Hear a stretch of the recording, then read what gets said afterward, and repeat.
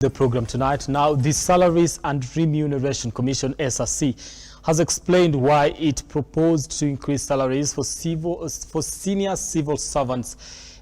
In a briefing today, the Commission noted that the current salary review was meant to be implemented earlier, but the exercise was halted due to the COVID-19 pandemic. The Commission has also reiterated that reviewing of salaries is solely their mandate. The state officers, myself, my deputy, ministers, PSS, na wale wadosi wengine wabunge, na wale wengine, sisi mambo yetu tungoje. Tafadhali. Those were the words of President William Ruto putting on hold the proposal by the CRC to increase salaries for senior state officials, including himself, his deputy Rigathi Gachagua, and other members of the public service.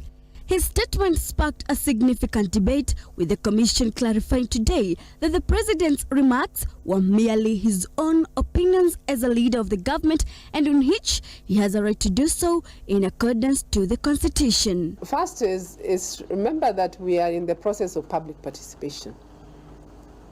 The President has a role as well in terms of giving the Commission his views, his feedback.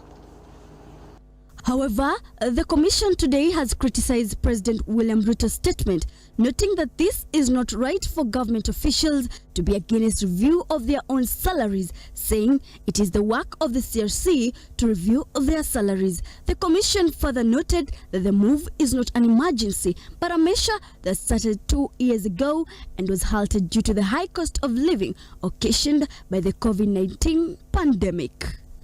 And therefore, it would not be fair to public officers to say we cannot review their pay, and yet we already froze for 2 years. We did say when the economy improves, we shall review the pay. Led by their chair, Cherop, CRC has emphasized that the increase is timely and they should continue implementing this obligation after the promised salary increment that was already in the pipeline. In that process of public participation, he has, we've shared the information with him. He has given his views, his concerns, and has asked for additional information, which we shall provide. So that is the context in which we are looking at that. Now the Commission has made it clear that President Ruto's statement will remain as opinion of one of the senior government officials, and the Commission will continue its responsibility, which is to review salaries based on roles and not individuals. So yes, we will receive all the views. We will consider them in the context of the 5 principles of pay determination, and based on that, we then take a final decision on where the pay will be. With the CRC mandated to independently review salaries of government officials and public service servants, will it stop and take directives from the President? So can an individual say, I don't want to take a pay? Now remember, we must also separate a role and a specific state officer. So we set pay for a job.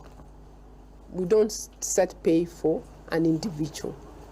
But an individual may say, yes, this is the pay you have set for this job, but I don't want to take that pay. That is fine. But that does not change the pay for the role. Because remember, we are talking about roles, not individuals. Where Mukimani, Look Up TV. Now, the government is keen